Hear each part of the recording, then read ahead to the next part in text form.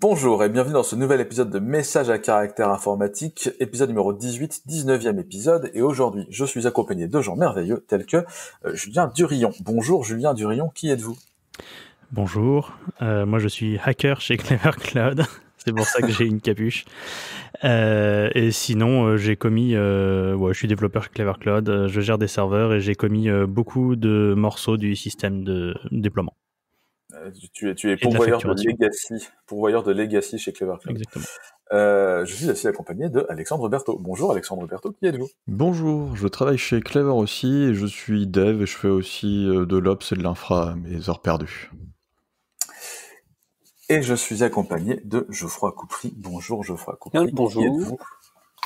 Eh bien, moi je suis dev chez Clever, je fais du Rust, je développe des hyperviseurs et je réponds aux emails de bug bounty des hackers qui nous reportent des XSS sur notre site vitrine. Voilà, c'est ce qui occupe Geoffroy Coupry ces derniers temps, donc envoyez un mail à security@clever-cloud.com si vous avez trouvé un truc pertinent.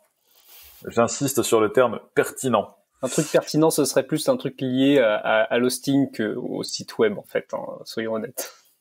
Voilà, si c'est juste le résultat d'un outil de scanning, passez votre chemin. Le message est passé. Commençons dès à présent avec un tweet de Gilles Babinet.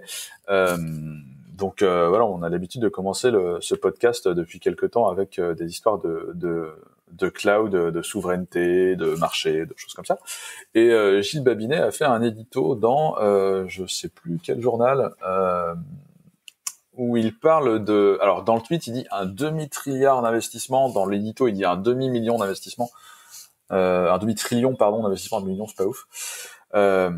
Et il dit, ça, c'est les investissements qui ont été réalisés en R&D, globalement, de manière générale, pour développer les clouds américains. Donc, il parle de la AWS, d'Azure et de Google Cloud. Et son édito, c'est... le difficile chemin vers un cloud européen, qu'est-ce qu'on peut faire, comment est-ce qu'on peut s'en sortir face à ce demi-trilliard ou demi-trillion. Si quelqu'un a une idée de où Gilles Babinet sort ces chiffres, je serais ravi de l'apprendre. Il parle évidemment de Gaia X. Est-ce que Gaia X va fonctionner ? Est-ce que ça va être notre salut vers le cloud européen, le cloud souverain à l'européenne ? Il parle d'OpenStack, il parle de plein de solutions open source, il parle de plateformes pour construire des plateformes. C'est un peu le bordel globalement. Mais en gros, la question c'est est-ce qu'on va y arriver ? Est-ce qu'on va y arriver tout seul ? Ou est-ce que faudrait pas attendre qu'il y ait, par exemple, un renouvellement de génération comme il y a tous les 25 ans dans cette industrie ?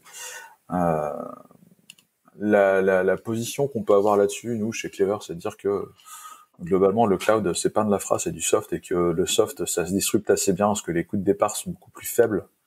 On a déjà un champion de l'infrastructure. Là, les coûts de départ sont moins faibles, qui s'appelle OVH, en Europe, qui est quand même très très fort à ça. Est-ce qu'ils sont forts en soft, là où le cloud, c'est plutôt du soft? Ils se sont renommés OVH Cloud. On espère qu'un jour, ça va se traduire par être plus fort en soft et proposer autant de choses au catalogue que le font les GAFAM. Enfin, les GAFAM, les grands clouds. Et je dis GAFAM parce que, on en parlera après sur le lien suivant. Les gars, vous avez un avis là-dessus, le chemin difficile vers le cloud européen?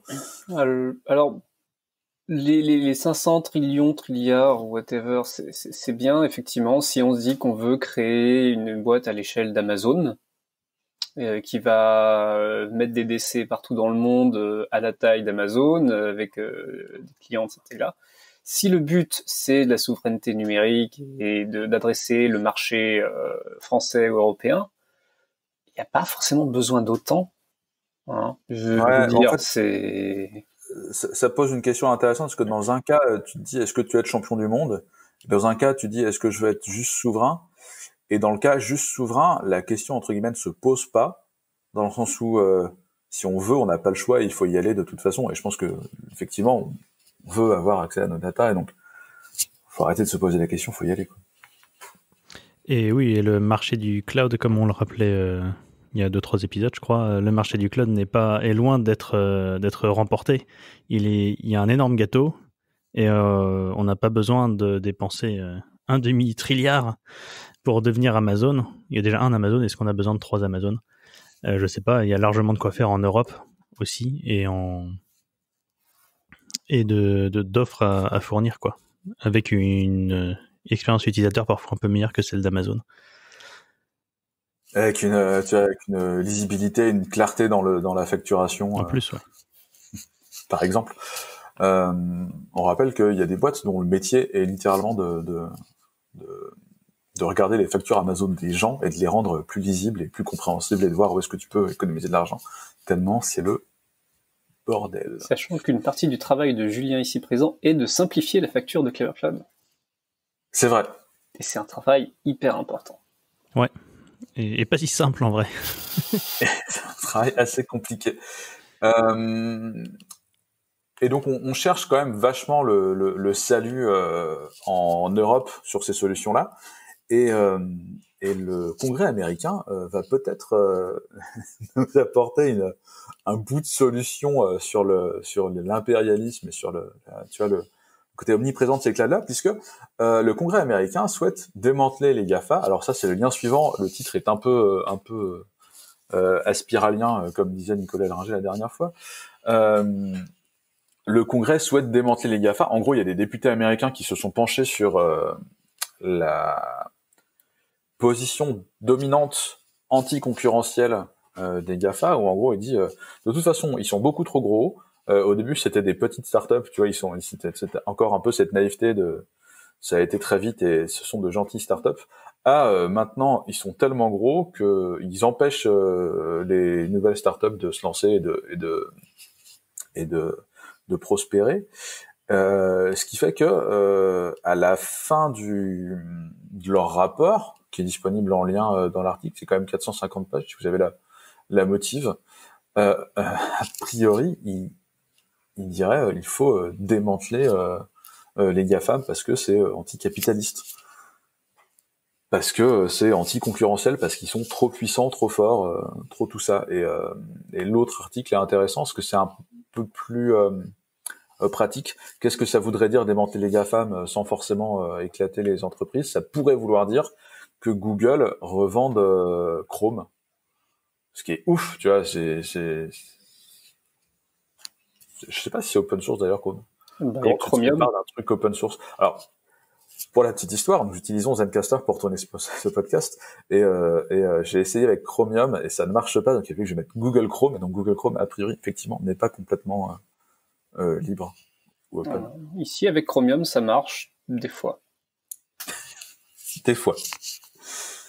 Si quand vous regardez ce podcast sur YouTube, vous voyez les images changer, c'est parce qu'on a eu un problème avec Zencastr. Voilà, je balance. Et bref, dans le deuxième article, il pointe du doigt la capacité de Google à être juge et partie. Et donc c'est un exemple particulier de pratique anticoncurrentielle où effectivement c'est eux qui décident globalement de comment tu notes le trafic, et c'est toi qui gères le trafic et qui vend le trafic avec la pub. Et du coup, effectivement, prescrivent une revente ou une séparation de Chrome par Google. C'est pas le premier antitrust qu'il y a eu aux US sur les navigateurs, puisqu'il y avait Internet Explorer il y a très longtemps, avec Windows qui débarquait avec Internet Explorer de préinstallé. Et je sais plus comment ça s'est passé, mais en gros, on leur a demandé de rendre Internet Explorer désinstallable, je crois. C'était plutôt de proposer au démarrage le choix du navigateur à utiliser et que ce soit pas Internet Explorer par défaut. Mais c'est venu sur le tard, ça. Hein. Ils avaient gueulé parce qu'effectivement, ils pouvaient pas trop l'enlever parce que c'était une pièce imbriquée dans plein d'autres trucs. Étant donné que oui, c'était imbriqué dans l'explorateur de fichiers.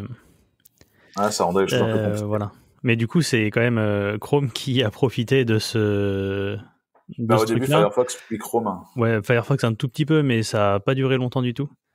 Et c'est Chrome qui a vraiment profité de ça pour se retrouver sur quand même énormément d'ordinateurs, quoi, finalement. Les histoires d'antitrust, c'est mieux quand ça affecte les autres. Hein. Ah bah, c'est clair. D'ailleurs, je vous conseille le film Antitrust. Enfin, je sais pas si je vous le conseille. C'était ce truc de hacker. Je me rappelle même plus du plot, mais c'était. Avec un truc de Google. Je me rappelle surtout de la. Comment ça s'appelle ? À l'époque, ils utilisaient Geeks ou Nerds et ça n'existait pas en France. Et ils avaient traduit ça dans les sous-titres par cybarge, pour cyberbarge, tu vois. Enfin bref, c'était petit aparté, c'est une petite pépite de la fin des années 90. Il faut regarder. Donc en pratique, tu conseilles pas, quoi. Le film ? Ouais. Non, ouais. Bon, faut le regarder une fois, c'est marrant. Bah, ça, en vrai, ça va bien dans l'air du temps avec l'énorme boîte qui rachète tout le monde et... Bon, là, en l'occurrence, il tue des gens pour les racheter, mais bon, il faut bien faire un film à partir de ça. Mais avec les boîtes qui rachètent tout le monde et qui finissent par tout proposer et par encadrer tout le monde, quoi. Et à se retrouver justement dans une position de monopole. Dans le premier article, ils décrivent un peu les 4 monopoles, enfin les 4 reproches qu'ils ont à faire à ces 4 sociétés monopoles. Donc Apple, globalement, ils gueulent sur l'App Store. Google, ils parlent de la gestion de la pub chez Google, où effectivement ils sont jugés partis. Facebook, ils reprennent cher à cause de Cambridge Analytica et des données des gens et de l'argent des données des gens. Amazon, c'est un peu plus subtil, c'est pas sur la partie AWS, c'est vraiment sur la partie vente, où apparemment ils auraient plein d'informations sur les vendeurs tiers qui peuvent utiliser Amazon comme marketplace, et du coup Amazon, ayant toutes ces données, peut faire des choses en fonction, et du coup ce serait anti-concurrentiel. Il y a aussi les rumeurs selon quoi Amazon tape un peu dans les DB des uns et des autres qui sont hébergés chez eux pour regarder. On ne sait pas ce qu'on peut accorder comme véracité à ces rumeurs-là, mais bon, ils ont tendance à aller lancer des boîtes concurrentes de leurs clients, donc... Ouais, ils ont tendance à sherlocker un peu les startups aussi, genre t'as les programmes d'accompagnement, et alors sherlocker une startup, qu'est-ce que c'est? Vous vous rappelez peut-être de Sherlock, qui était une app iOS. Les gens de Sherlock avaient rencontré l'équipe d'Apple avant le lancement de Sherlock.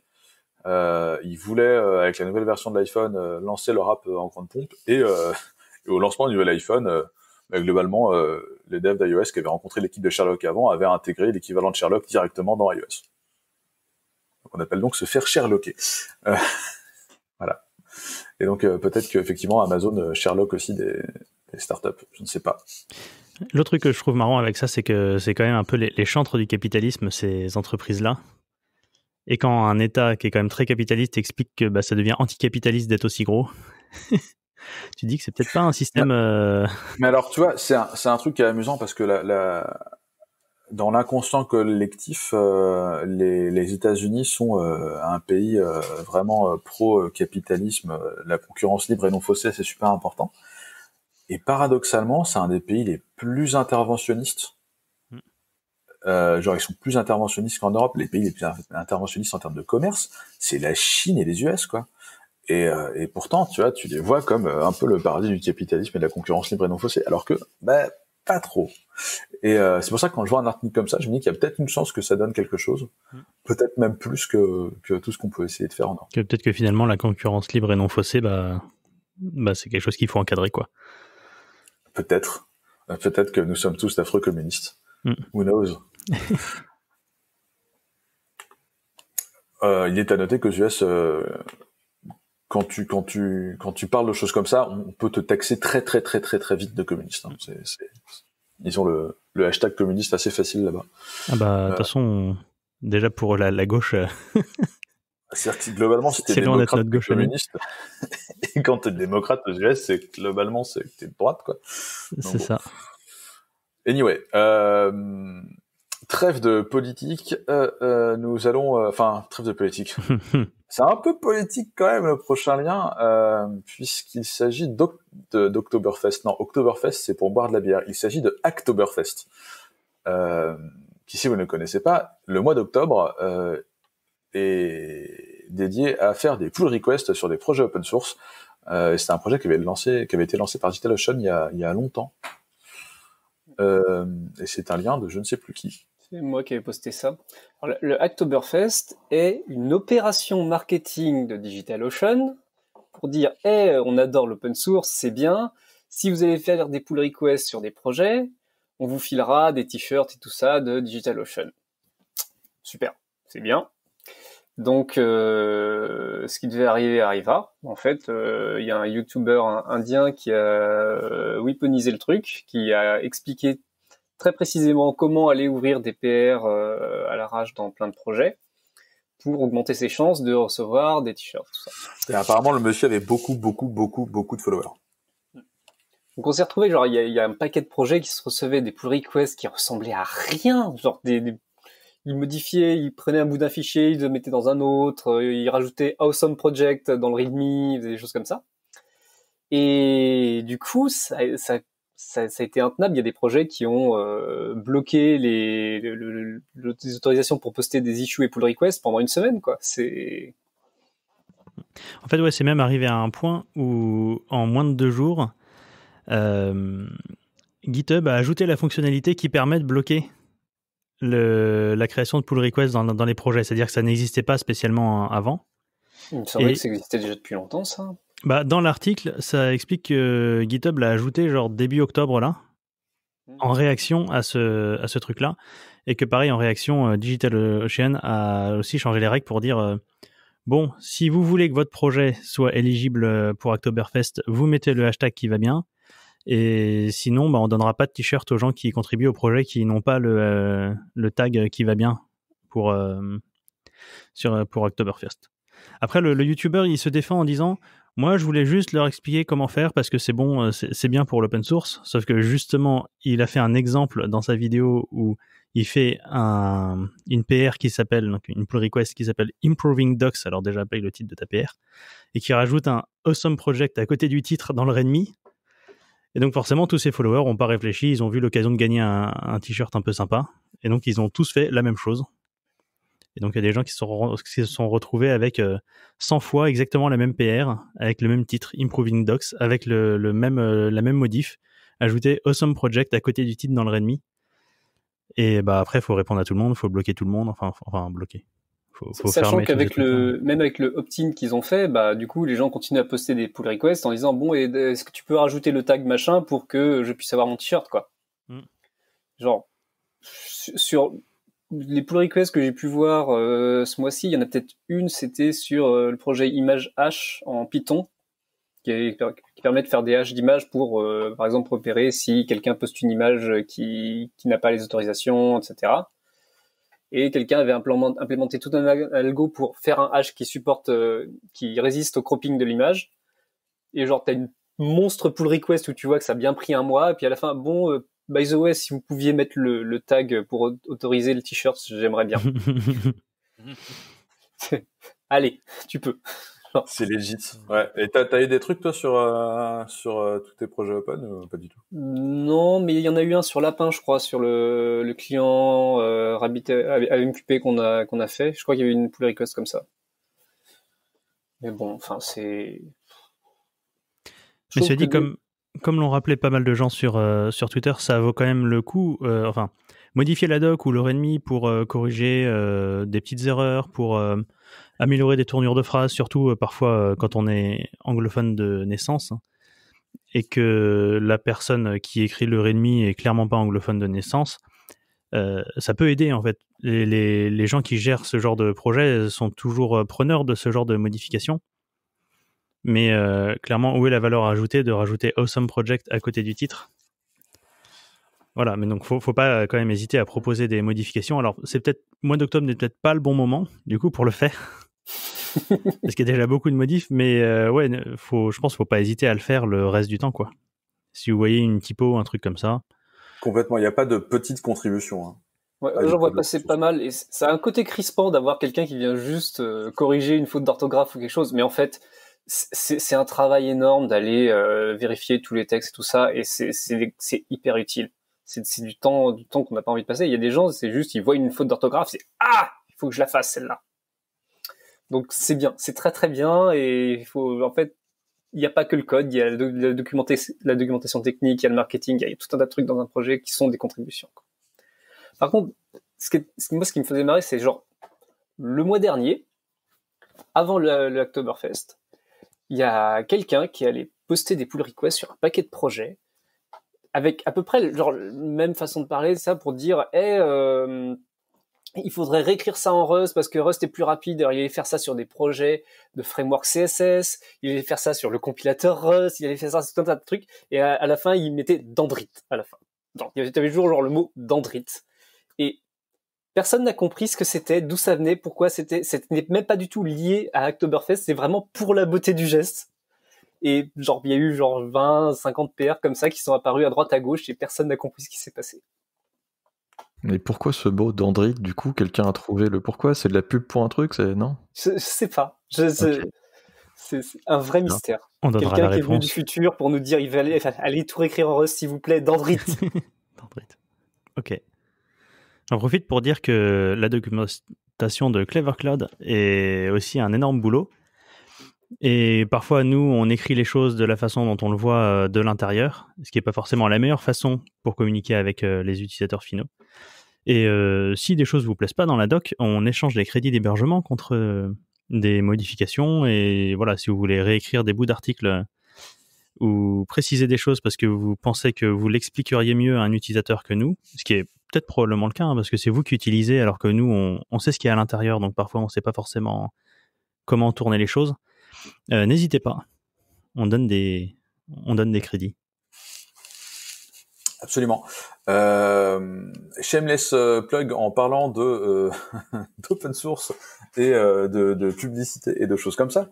Les copains de Fretlink ont open sourcé leur playbook Ansible pour Clever Cloud. Je ne l'ai pas essayé, mais la bonne nouvelle c'est qu'on peut faire de l'infra as code assez facilement maintenant avec Clever via le plugin le playbook Ansible. C'est globalement un wrapper de Clever Tools. Et pour ceux qui suivent Clément Delafargue, notre camarade et ancien CTO, il y a de la validation, en tout cas la génération DAL to YAML. DAL, on le rappelle, alors c'est quoi? C'est écrit en Haskell, et c'est du YAML qui compile. C'est un langage déclaratif qui génère de la conf. Voilà, donc voilà, si vous en avez marre de d'avoir des problèmes dans vos fichiers YAML à cause de vos tabulations et de vos espaces, faites du DAL. En plus, il y a plein de trucs cool. C'est hyper réducteur, et je me fais engueuler par Clément d'avoir réduit ça à ça. Le DAL, c'est fait en Haskell, non, ce truc-là? Ouais. Si j'ai pas de bêtises. Ouais. Donc ouais, c'est un langage qui vous permet de générer de la configuration sous plusieurs formats différents. Donc YAML, JSON, peut y avoir TOML, YAML, voilà. texte aussi, enfin plein de trucs. Plein de choses. Mais l'avantage, c'est que comme c'est un truc qui se compile vers ces formats-là, ça veut dire que, et puis comme c'est fait en Haskell, on a toute la force du typage statique, de la compilation, des vérifications, etc. de type, ce qui permet de faire des fichiers de configuration qui sont statiquement typés et vérifiés, quoi. Voilà, donc c'est pas un langage Turing complete, mais t'as une notion de boucle, t'as une notion de templating, t'as plein de trucs vraiment intéressants dedans. Et bref, ça peut être utilisé pour bosser sur le playbook Ansible Clever qui vous permet de démarrer start, stop des applis chez nous. Voilà. Et donc, on en profite pour rappeler que Ansible est un outil en ligne de commande, et transition un peu toute pourrie, mais transition quand même, autre outil en ligne de commande, Couchbase vient de sortir son shell. Il y avait plein d'outils en ligne de commande, là c'est un nouveau qui s'appelle, qui est sur couchbase.sh. Les outils en ligne de commande existants, c'est des trucs qui étaient très spécifiques, qui étaient plus des trucs d'admin. Là, on a un truc un peu entre les deux, qui permet de faire des get, des sets, des updates, de lister la conf du cluster, des buckets, etc. Il n'y a pas encore de cluster management, mais ça a l'air assez cool et assez prometteur. C'est écrit en Rust, c'est basé sur New Shell, et Geoffroy, ça avait l'air de bien te hyper le fait que ce soit basé sur New Shell, et je connais pas New Shell. C'est quoi? Alors New Shell, pour le plus simple, on pourrait dire que c'est PowerShell pour du Linux. C'est un peu réducteur, mais ça a cette même approche d'avoir des commandes qui se transmettent des objets de l'une à l'autre au lieu d'avoir juste du texte. Donc c'est beaucoup plus simple d'aller filtrer la donnée, d'aller récupérer des champs spécifiques, etc. Et de travailler, d'avoir quasiment des programmes entiers dans le shell qui sont assez simples à utiliser, notamment pour du traitement de données. Ce qui manque un petit peu par rapport à PowerShell, c'est tout le côté instrumentation de tout l'OS, des clusters, etc. qu'on a avec du WNI. Mais New Shell est assez sympa à utiliser. Par contre, il y a un petit côté, c'est différent de Bash, quoi. C'est pas du tout la même approche. Donc ça demande un peu d'adaptation. Ouais, j'avais essayé un peu Nushell parce que régulièrement on voit passer des articles disant oui, changez tout votre système pour des trucs faits en Rust. Et donc j'avais testé Nushell et effectivement la façon de fonctionner est tellement à l'opposé de ce que j'ai l'habitude d'utiliser. En ce moment, je suis sur Fish Shell, mais bon, ça ressemble quand même pas mal à tout ce qui est Bash, SSH, tout ça.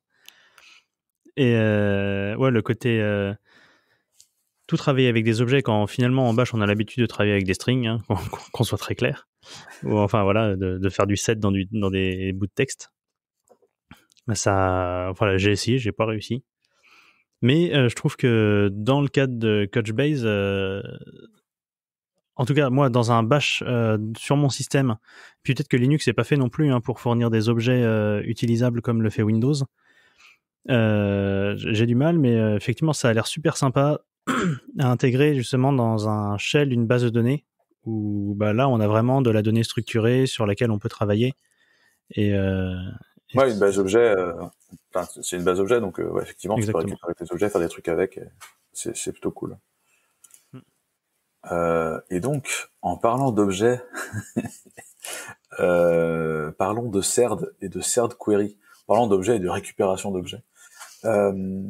CERD Query, c'est une nouvelle crate, enfin nouvelle, je ne sais pas, c'est une crate Rust. CERD, si je me dis pas de conneries, c'est pour gérer la serialisation d'objets JSON en particulier. Et CERD Query, c'est pour faire des queries dans cet objet. Ouais, alors CERD, donc c'est pour de la sérialisation, désérialisation. Je crois que ça se dit CERD, non? Enfin, je sais pas, moi je le dis. Ce serait logique que ce soit CERD parce que c'est sérialisation, désérialisation, C'est le nom est très trouvé quand même. Voilà. En fait, il me semble qu'on en a parlé la semaine dernière, enfin les gens qui étaient là, mais essentiellement, ça permet de parser, enfin d'encoder et de décoder des objets, des structures, et ensuite CERD va fournir un tas de back-end pour aller écrire dans du JSON, dans du XML, dans du comment ça s'appelle, du Avro par exemple, enfin. On peut ensuite brancher tout ce qu'on veut derrière pour avoir le vrai format qu'on veut utiliser pour communiquer. Et CERD Query, c'est un truc assez marrant. En gros, imaginez... Alors, je vais reprendre un petit exemple de quand j'étais à la fac et qu'un projet sur deux, on devait trier des livres et faire des bases de données avec des livres en utilisant leur ISBN et le lien avec les auteurs et tout. Je ne sais pas si vous avez connu ça, mais c'était le grand délire à la fac quand j'y étais.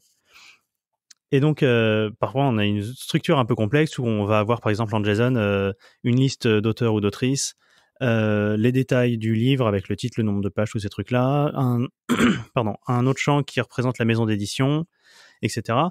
Et par exemple, on voudrait juste avoir une structure qui représente, je sais pas, le nom du premier auteur, le titre, l'ISBN du livre et le nom de la directrice de la maison d'édition, par exemple. Et ces trucs-là sont dans des sous-champs, etc. Et traditionnellement, quand on veut, juste avec un outil qui fait ça automatiquement comme CERD, traduire ces objets-là, bah, on est obligé de faire une structure globale dans laquelle il y a une structure qui s'appellerait auteur et qui aurait un nom, enfin qui aurait un champ qui a un nom. Il y a à côté une autre structure qui représenterait un livre où on a juste le titre et l'ISBN. Et en fait, ça nous fait écrire 5 ou 6 structures juste pour pouvoir essayer de représenter à peu près la structure du JSON qu'on a de base. Et là, avec CERD Query, c'est assez marrant. On fait une structure avec les champs qui nous intéressent et on va mettre des annotations. Alors, ça s'appelle pas des annotations en Rust. Des attributs. Des attributs, merci Geoffroy. Des attributs où, en fait, dans l'attribut, on va mettre un genre de XPath pour les gens qui ça parlent ou de JSPath. En gros, on va mettre, par exemple, authors, entre crochets 0 pour dire on veut le premier parce qu'on sait que c'est un tableau, point name, et du coup ça veut dire on va prendre le premier élément du tableau author et on va prendre le champ name dans le truc. Donc voilà, comme quand on query dans des objets en JavaScript par exemple. On va juste mettre ça en attribut au-dessus du champ de la structure qui nous intéresse et automatiquement CERD va aller récupérer juste les bouts qui nous intéressent et nous faire une structure qui va être plus propre et plus simple à utiliser qu'une structure qui représenterait tous les objets qui sont dans notre JSON ou ce que vous voulez. Et donc voilà, ça fait du code qui est assez propre. Par contre, comme la doc le dit, il faut pas en abuser parce que en back-end, la lib va générer en fait finalement des types pour chacun des passes qu'on a définis. Et donc ça peut amener à avoir des binaires assez gros et assez boursouflés ou ballonnés. On dit bloated en anglais. Et finalement, ça peut augmenter la taille de vos binaires parce que ça va générer plein de types un peu cachés, quoi. Mais en vrai, ça a l'air très très marrant à utiliser. Pour les gens qui ont déjà dû récupérer des énormes JSON depuis des API et en fait juste récupérer 3 champs qui nous intéressent pour les mettre dans une struct. Là, ça se fait on double juste le nombre de lignes parce qu'on rajoute juste un attribut au-dessus et c'est fini, quoi. Ça génère tout pour tout, entre guillemets, ou ça génère que ce que tu as demandé dans le XPath? Parce que a priori, Rust, il sait faire ça quand tu compiles, regarder un peu ce qui se passe. Ouais, genre, ça génère des types pour les queries que tu fais. Ok, uniquement. Ça génère pas l'arborescence complète des types avec tout. Non. C'est juste ça. Mais si tu fais ça pour toutes tes données et que t'en as des dizaines dans ton projet, ça peut finir par faire un peu lourd en termes de nombre de types et taille de binaire, quoi. Et surtout des temps de compilation qui sont assez gros. Après, ça va pas en générer plus que ce que tu aurais fait toi-même à la main de toute façon. Sauf s'il y a moyen de le faire. Ce sera plus léger parce que ça va le faire pour une structure en fait. Ouais. Après, déjà de base, tu pouvais faire des structs avec genre que les champs qui t'intéressent. Ça c'était possible, mais là, t'as quand même un gain de temps énorme à coder avec ça, quoi. Parce que traditionnellement, si tu fais une struct avec que les champs qui t'intéressent, c'est à toi de coder comment tu vas récupérer dans le JSON les éléments. Donc ça te fait faire plus de code, pas forcément plus de types, mais plus de code, quoi, à taper. Et ou alors tu fais des structures qui ont déjà les sous-structures pour matcher, mais avec un nombre restreint de champs, mais ce qui est moins agréable à utiliser finalement dans le reste du code. Et là, ça fait un code qui est plus court, mais ça te génère des types à la volée. Et pour les gens qui ont un peu fait du diesel aussi, les temps de compilation peuvent être très très longs quand on génère des types à la volée pour représenter les champs de la base de données. Le diesel, c'est l'ORM Rust, c'est ça? Ouais, c'est ça. C'est l'ORM Rust, par exemple, qui, quand tu commences à avoir une table dans ta base de données qui dépasse les 32 colonnes, ce qui peut arriver très vite parfois, t'es obligé d'activer une option pour passer au support des 64 colonnes et qui triple ton temps de compilation. Parce qu'il doit régénérer, tu sais, il génère tous les tuples, en gros, pour aller de 1 à 64 champs dans ton tuple, quoi. Pour gérer un peu tous les cas, etc. Ouais. Et voilà, il n'y a pas trop le choix, mais le temps de compilation est assez énorme à partir du moment où tu passes à ta 33e colonne, quoi. Ouais, après, est-ce qu'utiliser un ORM quand tu as 64 colonnes, c'est une bonne idée?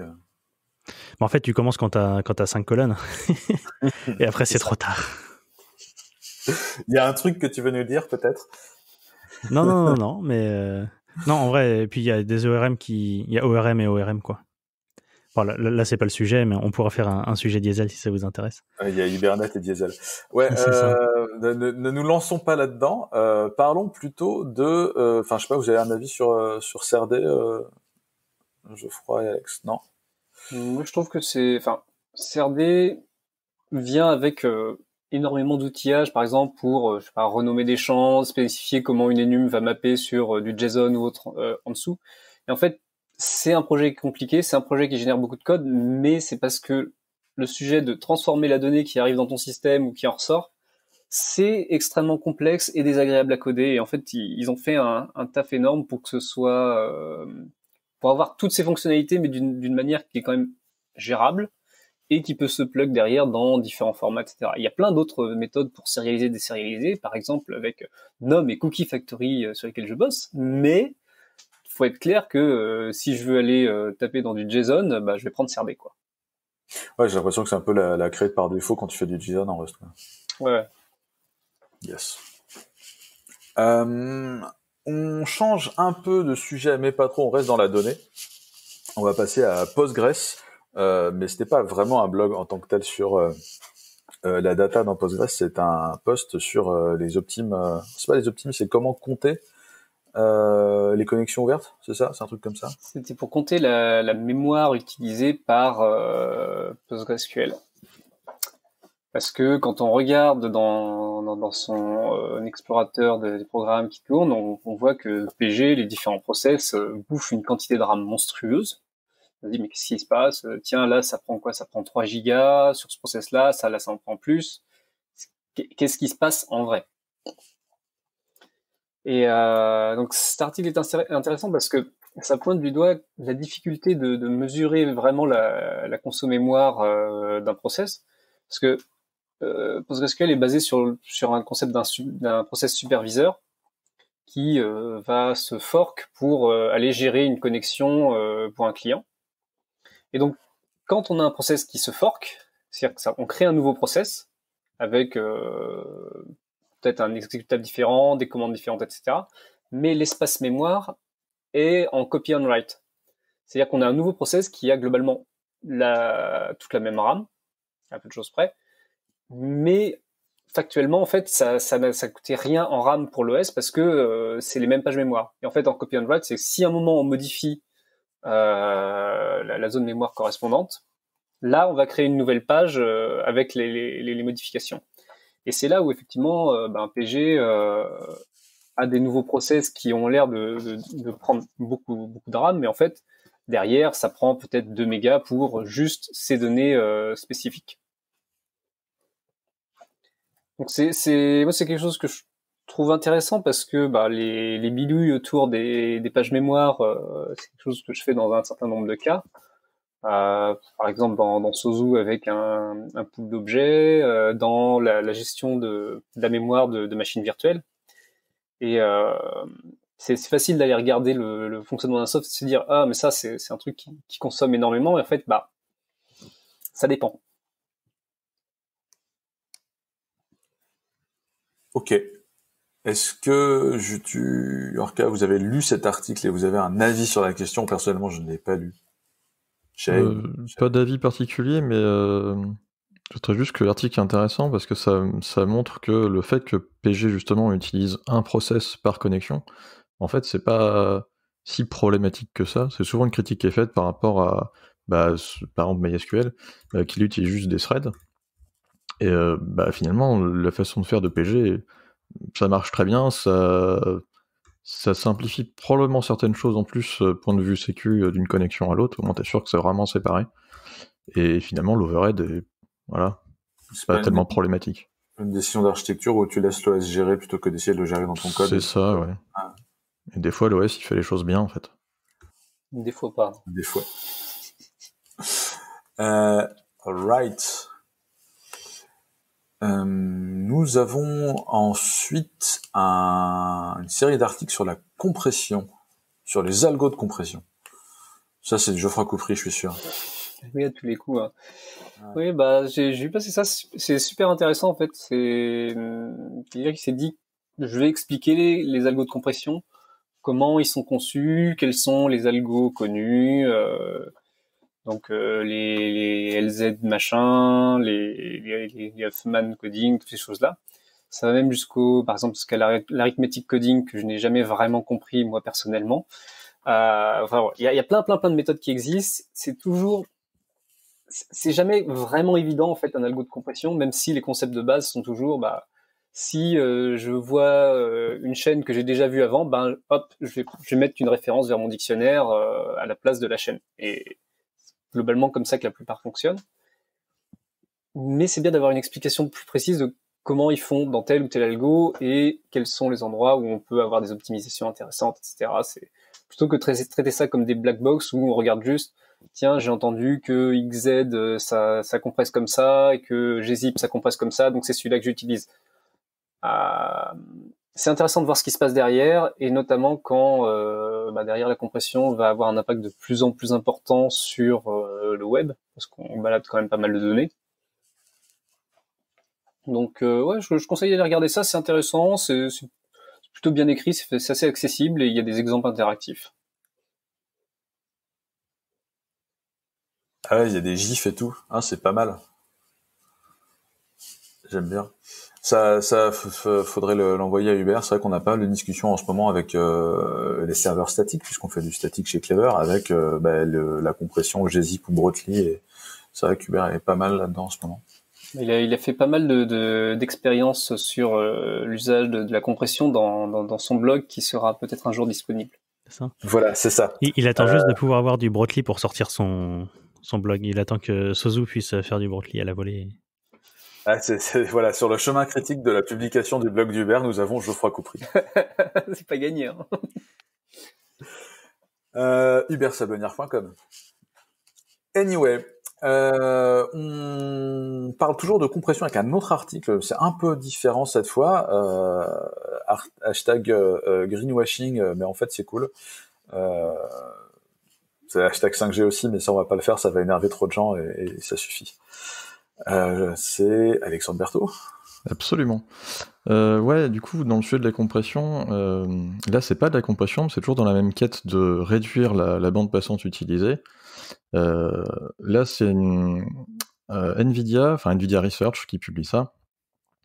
L'idée de ce qu'ils ont fait là, c'est dans un cas très particulier pas de compression du coup, mais de transmission de vidéo pour des appels visio.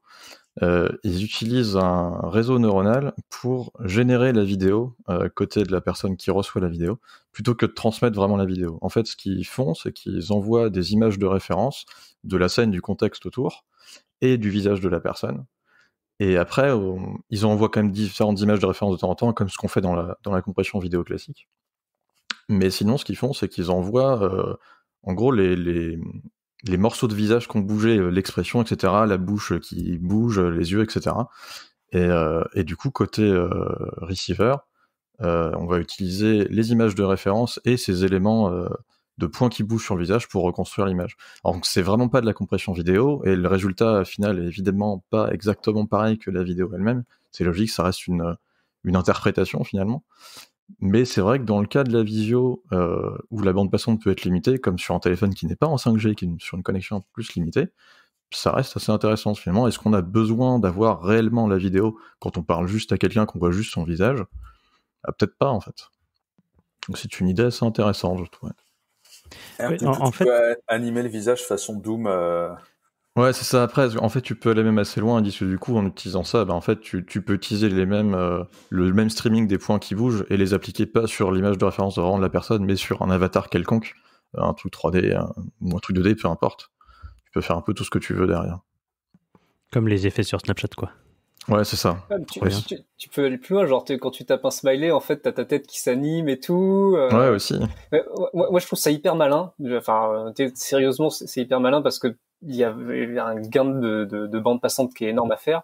Et je pense que c'est vraiment l'avenir de la vidéoconf, parce que là, moi, je vois un usage parfait. T'es au bureau. Tu t'enregistres, toi, dans un environnement sérieux.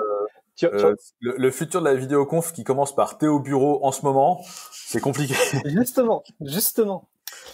Tu prends le logiciel qui va enregistrer globalement toi dans un lieu bien lumineux comme il faut, au bureau, sérieux, tes livres, tes petites plantes derrière et tout, parfait. Et tu utilises ça, mais en fait dans toutes tes vidéoconf, t'es au pieu, en pyjama, et puis personne ne le verra jamais. Je pense que c'est vraiment l'avenir de la vidéoconf et du travail en remote, parce que c'est parfait. C'est exactement ce que tout le monde veut. Je me demande régler le problème de la voix au réveil, qui est quand même pas la même que celle où t'es debout depuis 2-3 heures, quoi.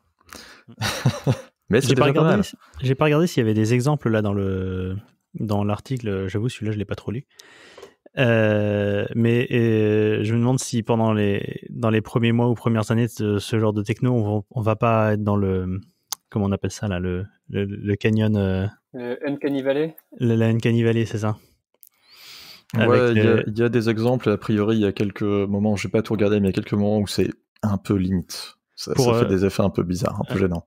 Pour rappel, la Uncanny Valley, c'est un concept où quand un robot est extrêmement robotique, ça nous dérange pas. Et plus il se rapproche de l'être humain, mais pas assez proche, ça nous fait plus peur qu'autre chose. C'est-à-dire qu'on ne va pas savoir comment réagir. avec par exemple un Android qui ressemble énormément à un humain, mais qui va avoir des mouvements de visage qui sont pas du tout humains finalement, ou des réactions, et on va pas savoir comment réagir. Et là, j'imagine clairement qu'il va y avoir des moments où les gens vont faire des grimaces assez atroces, et ça va être très très gênant pendant à certains moments.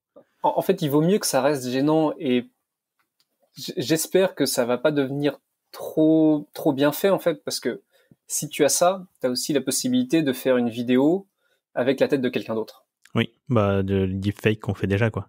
Voilà, mais du deepfake en streaming, réel, ouais. Ça fait flipper, ça, par contre. Il faisait pas ça dans un film. J'aime bien balancer tous les films un peu pourris. Il doit bien y avoir ça dans un Mission Impossible. Celui où il y a Boromir qui pratique des katas en tirant dans tous les sens, là. Ah, c'est pas Boromir, mais enfin, vous voyez de qui je veux parler. Non, un film pourri où le type il rentre dans une salle et les yeux fermés il tire dans tous les sens selon des katas précis, là. Comment ? Equilibrium. Il me semble qu'à la fin c'était ça en fait le président. Je suis en train de spoiler le film, de toute façon il est pas ouf. Mais à la fin en fait le président c'était un robot qui était animé et qui parlait aux gens en disant des choses horribles. Un truc comme ça. Bref, ça m'y fait penser. Ça se trouve en fait c'est pas du tout ça parce que j'ai vu ce film il y a 12 ans et... Faut savoir que voilà. Julien a vraiment la capacité à spoiler les films aux gens sans les avoir vus. C'est vraiment un talent. Je l'ai vu. Je viens de m'en souvenir. Ça ne sert à rien. Ne perdez pas. Non. Celui-là, je le conseille pas du tout. Autant Antitrust, c'est marrant à voir une fois. Autant celui-là, non. Est-ce qu'il faut voir Wargames avant Antitrust ? C'est la vraie question. Honnêtement, Wargames, c'était chiant. Non, mais il est long, ce film. On va lancer un podcast de review cinéma avec Hubert, il fera chaud. J'avoue. Il faudra nous parler du dernier Indiana Jones. Le 3. Voilà.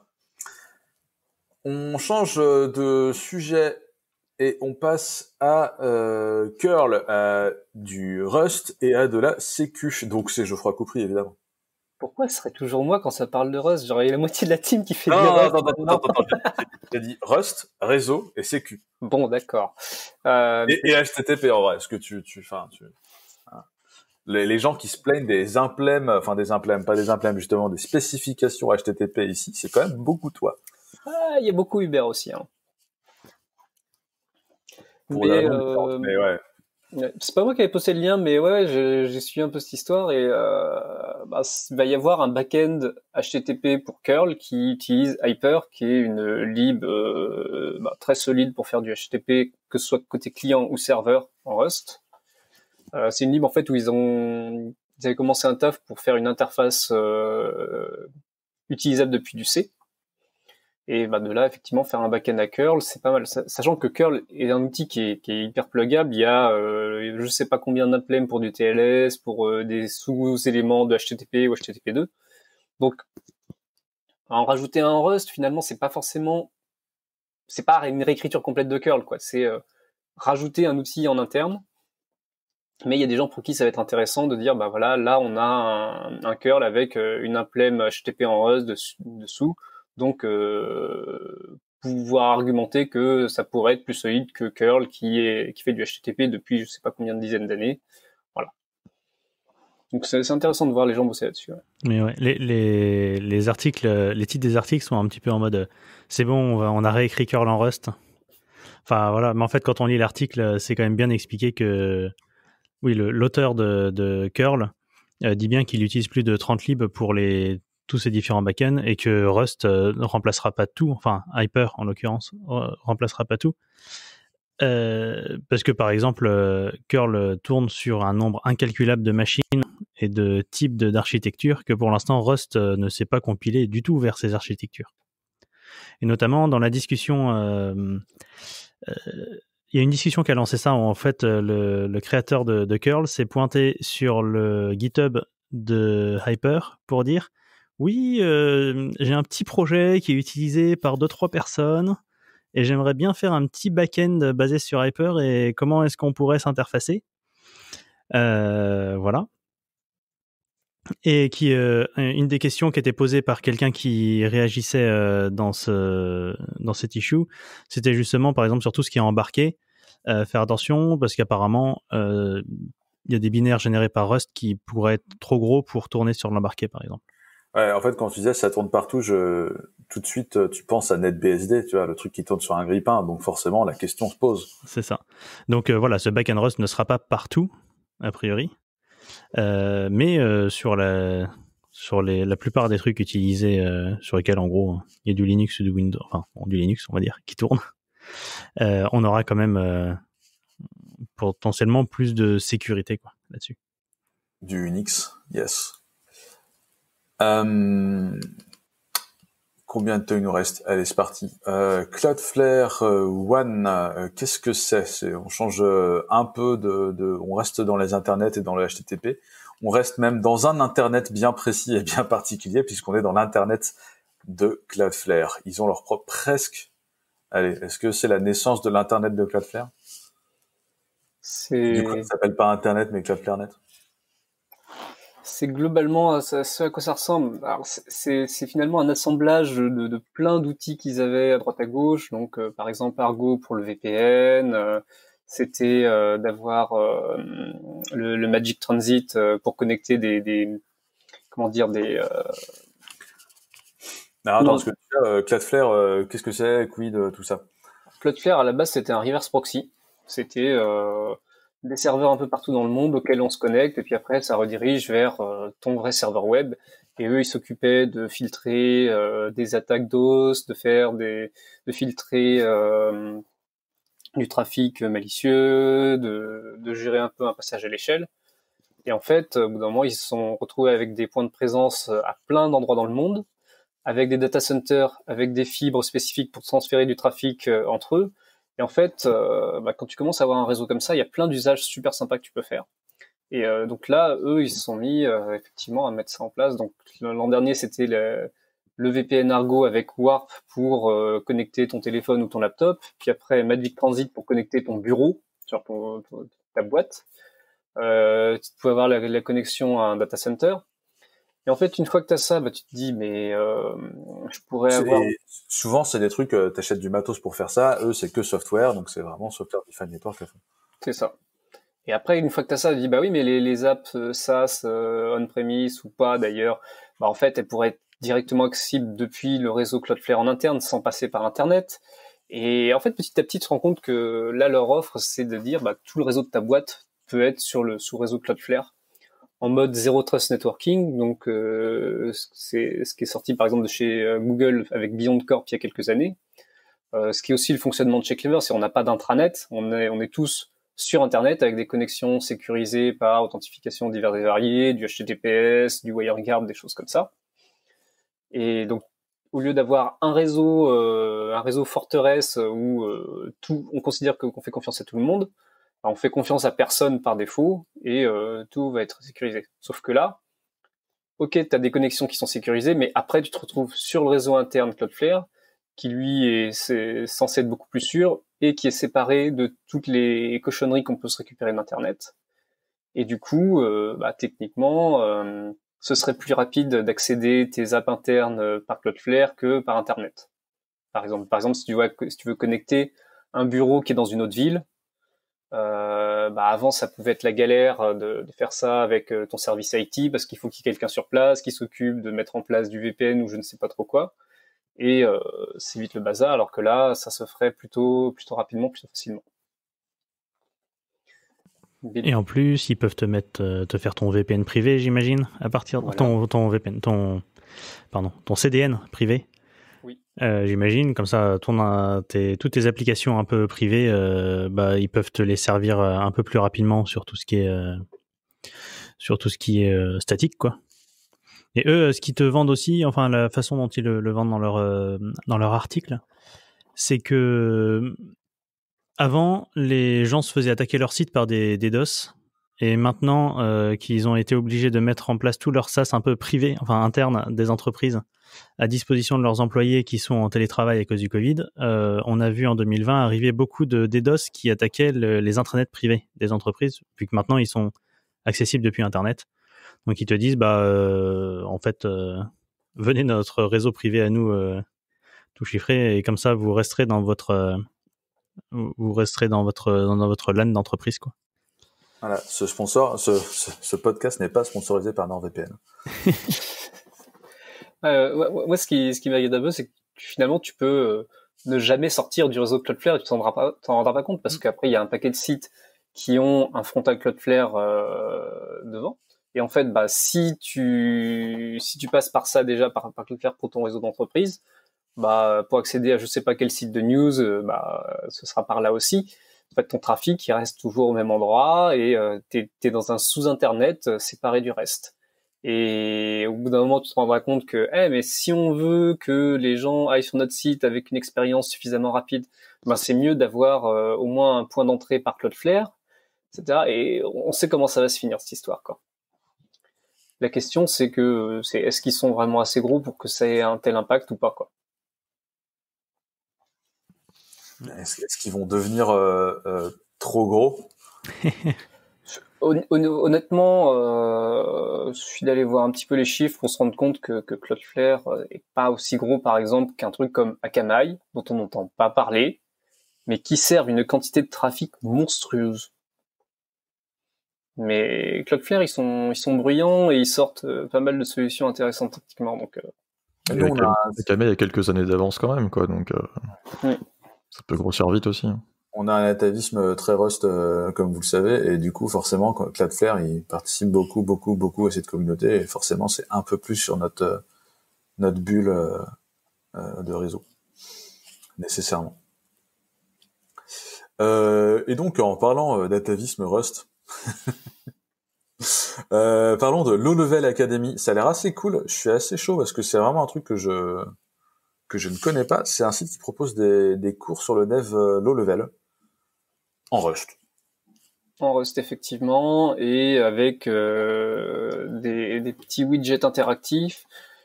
Ça commence assez simplement avec l'encodage,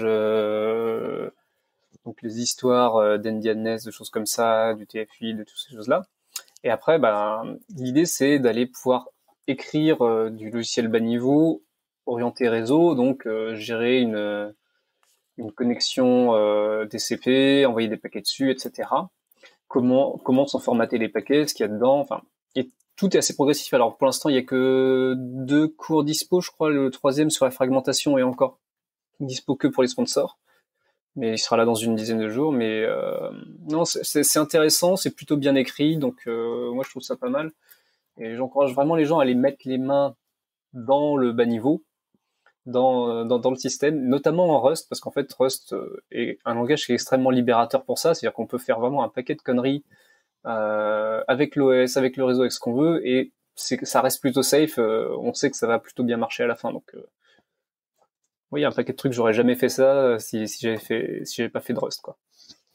Ça me rappelle, c'était Steve Klabnik c'était dans cette galaxie-là qui avait retweeté pas mal de gens qui disaient putain, j'aurais jamais pensé avoir fait du low level avant Rust, je croyais que ça m'était complètement inaccessible. En fait, Rust rend la chose plus accessible pour faire du low level. Ce qui est, c'est vrai, c'est plutôt cool. Judu, Yurkadox, vous faites un peu de bas niveau en Rust ou pas trop? Non, j'ai fait du Rust, mais haut level, ça marche aussi. Ça marche aussi, ouais. Oh, j'ai fait un petit peu de communication avec le kernel, là, comment ça s'appelle cette interface? J'oublie tout le temps le nom. IOCTL.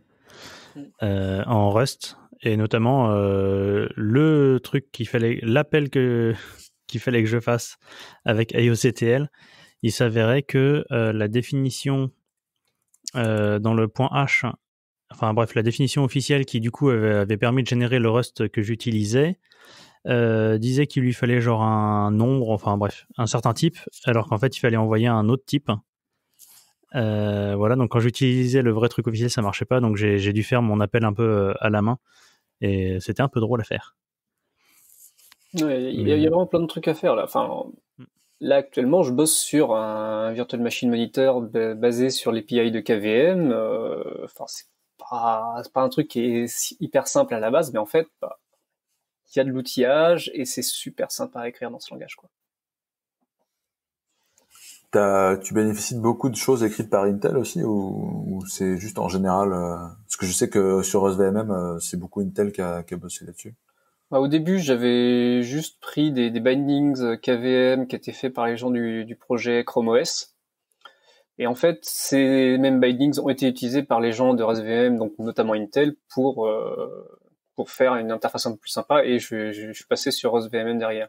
Mais en fait, parler à l'API KVM, je l'avais fait déjà à la main il y a longtemps, et c'est désagréable quand même à faire la main en C. En Rust, c'est un peu mieux, mais c'est quand même toujours mieux d'utiliser des bindings qui sont déjà faits et propres. Oui. Clairement. Donc là, on était sur du low level. Passons à du plus haut level.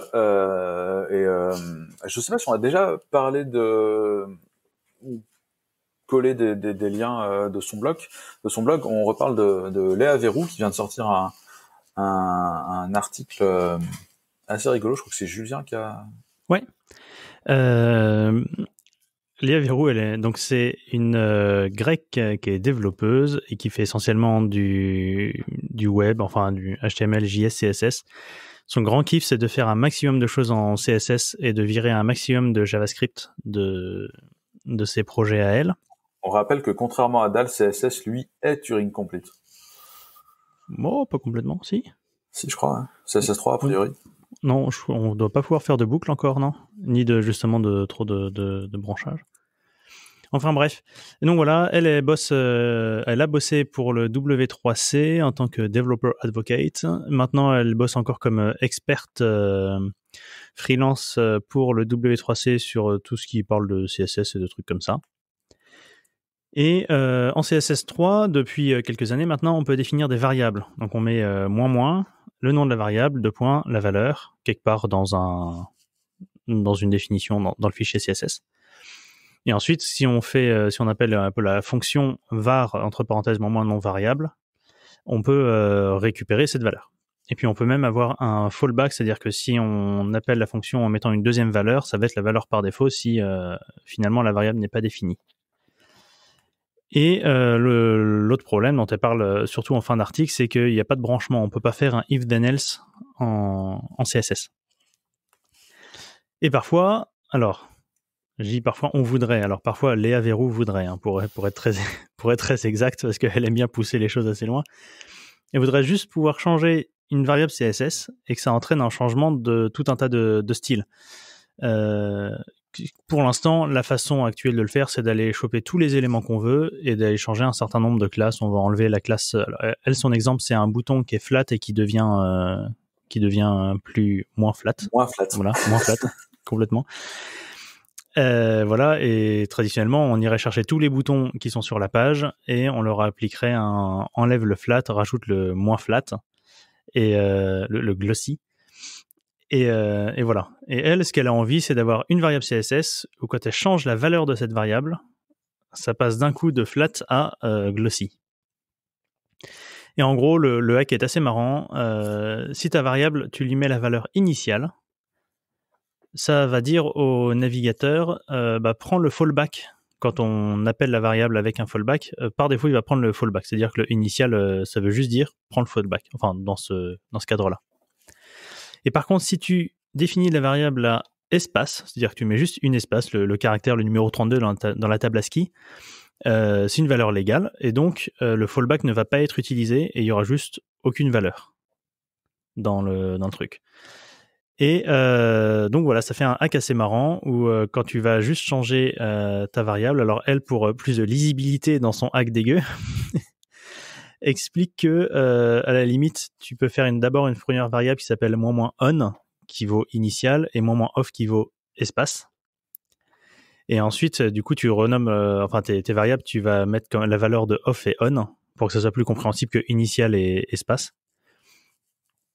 Et ça te permet de simuler un peu un genre de if then else en utilisant ce genre de choses.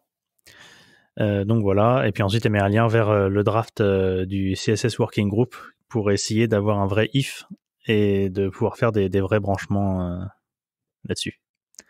Donc voilà, ça m'a fait marrer en le lisant hier, donc je me suis dit qu'on pouvait en parler, et puis j'aime beaucoup ce qu'elle fait, elle est toujours très marrante. C'est souvent bien écrit ce qu'elle fait, donc c'est vraiment agréable à lire, et c'est un chouette blog à suivre. Geoffroy, Alexandre, avez-vous des avis sur le CSS ? J'en ai, mais pas des pertinents parce que j'en écris pas beaucoup. C'est ça. Eh bien, dans ce cas, nous allons passer au choix musical de la semaine. Je suis de 1 à 5, Urcalox de 6 à 10, Geoffroy de 11 à 15 et Judu de 16 à 20. Et j'ai fait un magnifique 2. C'est donc moi, c'est ma pomme, et vous allez subir, ou pas d'ailleurs, un mec que j'aime bien qui s'appelle Taylor Hawkins, qui n'est d'autre que le batteur des Foo Fighters, qui se trouve aussi être l'ancien batteur d'Alanis Morissette. C'est un mec qui a fait plein de trucs, et bref, il a sorti un album solo il y a très longtemps, c'est une des chansons et un clip. Le clip est très drôle, allez voir le clip. Il est très 80s, et donc c'est un morceau issu de son premier album solo que j'aime beaucoup, qui est très très daté. On sent que le mec a voulu se faire plaisir. Et voilà, j'aime bien. Anyway, c'est la fin de notre podcast. Nous vous remercions chaleureusement de nous avoir écoutés. Merci à tous les trois d'avoir participé. Et on vous dit à la semaine prochaine. Au revoir. Salut tout le monde. Salut. Au revoir.